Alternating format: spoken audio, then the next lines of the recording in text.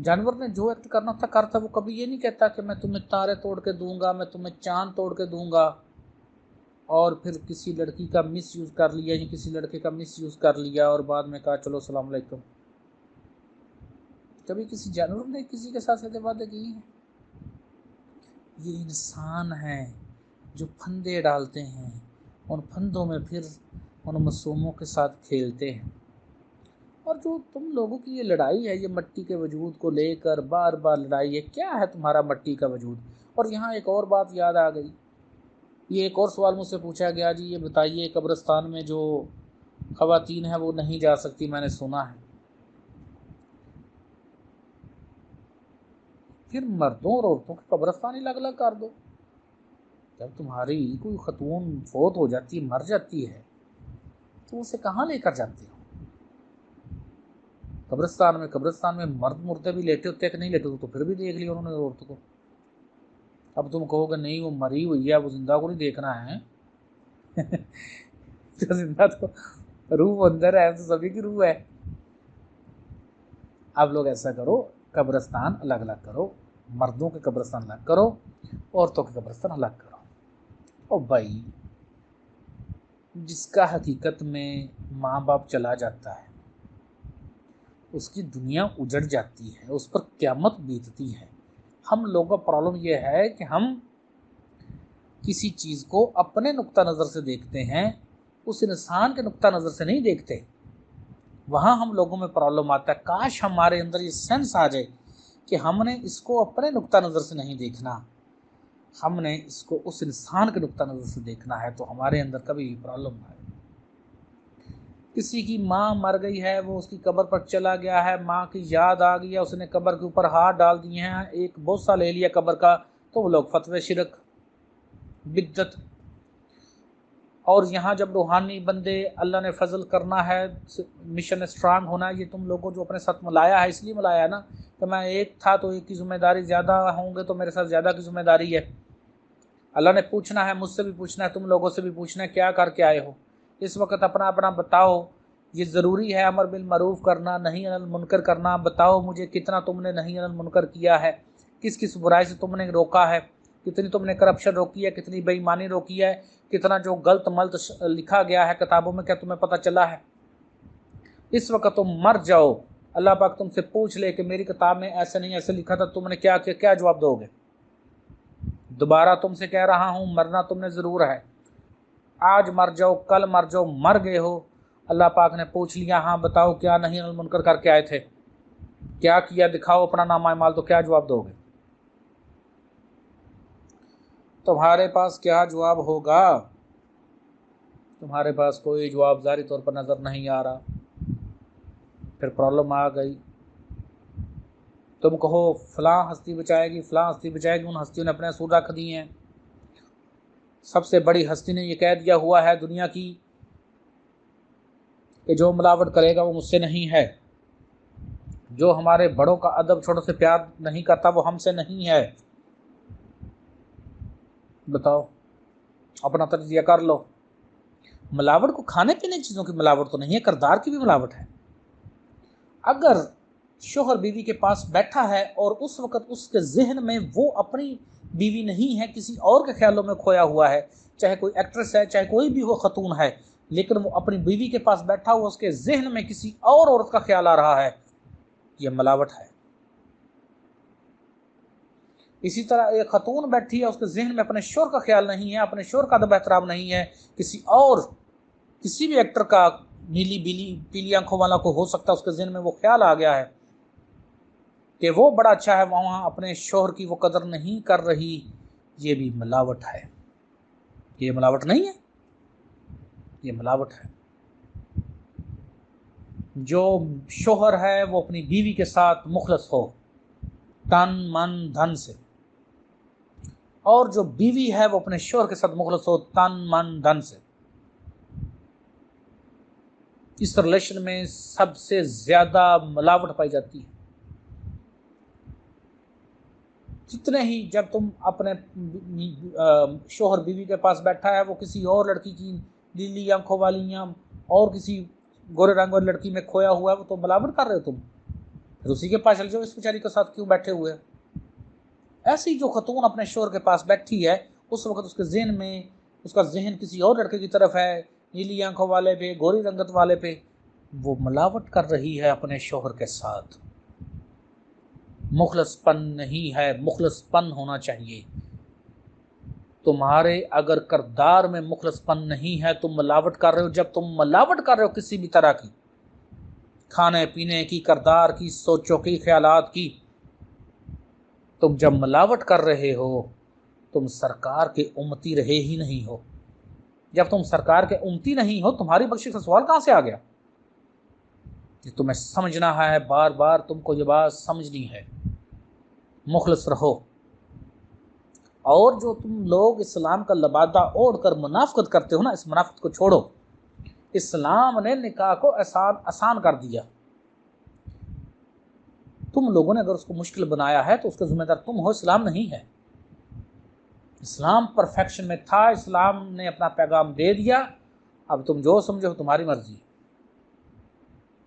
इस्लाम ने असूल बता दिए हैं कि ये असूल अपनाओगे तो जुल्म नहीं होगा, ये असूल अपनाओगे तो तुम जालिम कहलाओगे, बात खत्म।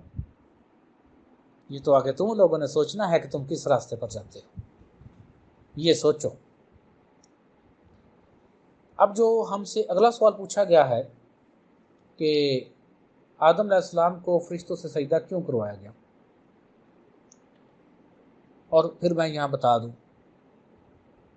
दोबारा, और मैं थोड़ा सा वो रिपीट कर दूँ। तो बात ये बनी कि अगर सिर्फ जानवरों के घर में रखने से बेबरकती होती, तो जिनके घरों में जानवर हैं, कुत्ते हैं, वो बेबरकत होते, वहाँ रिज़्क़ की तंगी होती। लेकिन जो दूसरे मालिक हैं, उनमें इंसाफ का पैमाना देखो और अपने यहाँ इंसाफ का पैमाना देखो। वो अगर किसी के साथ रहते हैं, मर्द औरत के साथ रह रही, औरत मर्द के साथ रह रही, तो ठीक रह रहे। जब वो रिलेशन तोड़ते तो तोड़ देते, बात खत्म। लेकिन तुम ना दाएं तरफ रहते हो ना बाएं तरफ रहते हो, तो फिर तुम खुद जिम्मेदार हो। तुम्हारे घर अगर बेबरकती है तो उसका जिम्मेदार कोई जानवर नहीं है, तुम्हारा अपना किरदार है, तुम्हारे अपने अमाल हैं, चाहे वो इस जोन गए या किसी पिछले जोन के। ये उस बात का जवाब होगा। अब इसमें फिर भी किसी को समझना तो पूछ सकते हैं। दूसरा सवाल है कि आदम अलैहिस्सलाम को सजदा क्यों करवाया गया। ये अक्सर जगहों पर सुनने पे आता है, और इसको कितने लोगों ने, पखंडी जाली पीरों ने अवाम को बड़ा लूटा, लोगों को बड़ा लूटा, अपने आप को सजदे करवा कर। सजदा बेसिकली किसको हुआ था, खलीफा को।